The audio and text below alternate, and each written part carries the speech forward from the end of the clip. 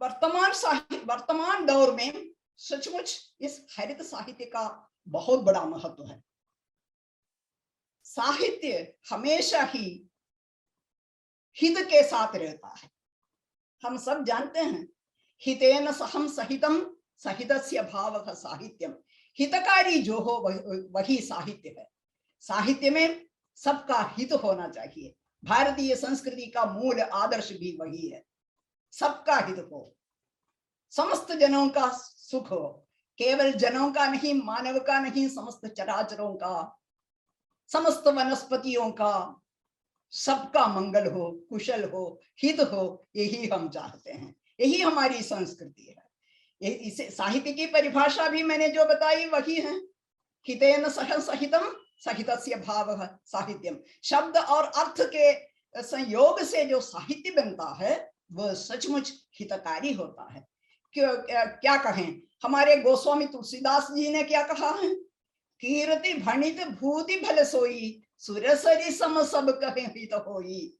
ये कीर्ति भणिति भूति भल सोई, सुरसरी सम सब कहा हित होई। बात क्या है, देखिए, इसे क्या, इससे बढ़कर क्या कहना। चाहे कीर्ति हो, यश हो, या फणिति हो, फणिति माने कविता हो, या भूति हो, भूति माने विभूति, ऐश्वर्य, संपत्ति हो, ये सब किस प्रकार होना चाहिए, सूर्य सरिता के समान, गंगा नदी के समान सबका हित करने वाला होना चाहिए। साहित्य का लक्षण भी यही है, साहित्य भी हितकारी होना चाहिए। साहित्य को हमेशा, साहित्य और साहित्यकार कलाकार को हमेशा समाज के आगे आगे चलना चाहिए। जैसे प्रेमचंद जी ने कहा, मशाल लेकर सबके आगे बैठना चाहिए। वह दीर्घदर्शी, दूरदर्शी होता है साहित्यकार, सचमुच दूरदर्शी होता है, और ये तो दीर्घदर्शी भी होता है। वह सब कुछ पहले से ही देख लेता है, आने वाली बातों को देख लेता है, वह व्याकुल रहता है, वह उसकी अभिव्यक्ति कर भी देता है। यही तो बात है। ये वही साहित्य जो हितकारी हो, वही साहित्य देश काल जयी होता है। देश काल जयी साहित्य वही होता है, वही चिरंतन साहित्य होता है।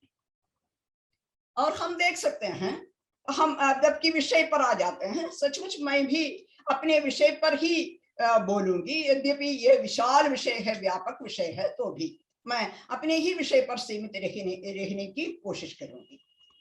प्रकृति, पर्यावरण आदि ऐसे अहम मुद्दे हैं जो पिछले कई दशकों से वैश्विक स्तर पर चर्चा के केंद्र में है। विश्व पटल पर ही इस सच्चाई को मान्यता मिली है कि अनादिकाल में जिस प्रकार प्रकृति के समंजस साहचर्य में मानव ने अपना जीवन व्यतीत किया था, उसी प्रकार वर्तमान दौर में भी अति भीषण प्राकृतिक खतरों से बचने के लिए मानव को प्रकृति के साहचर्य में जीने की नितांत आवश्यकता है। बिना प्रकृति के मानव का अस्तित्व है ही नहीं, बिना प्रकृति के मानव नहीं है। यही कारण है कि प्रकृति की ओर लौटने का आह्वान सब कहीं मुखर है। प्रकृति की ओर रिटर्न टू नेचर वह सब कहीं मुखर है। हमारा ये जीवन, हमारा ये शरीर ही पंचभूतों से बना हुआ है। क्षिति, जल, पावक, गगन, समीर, इनसे हमारा शरीर बना है, हमारा जीवन ही बना है। हमारा मूल आधार ही प्रकृति है।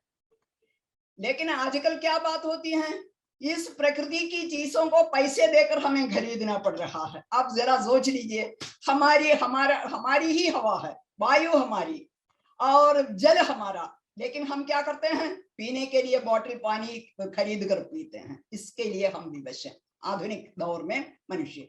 लेकिन पहले ऐसा नहीं होता था। पहले मनुष्य प्रकृति के साथ जीता था, प्रकृति के सुनहरे वातावरण में वो जीता था, प्रकृति की सुंदरता का आस्वादन करता था। एक निर्मल निर्झरों का पानी वह पीकर जीता था, और उसी प्रकार पेड़ पौधों के फल मूल खाते थे। इस प्रकार प्रकृति के साथ उसका निरंतर साहचर्य रखा था। लेकिन बाद में आकर हम क्या हो गया, हम बाद में उसके बारे में सोचेंगे। देखिए पहले की अवस्था यही थी, पहले की स्थिति यही थी।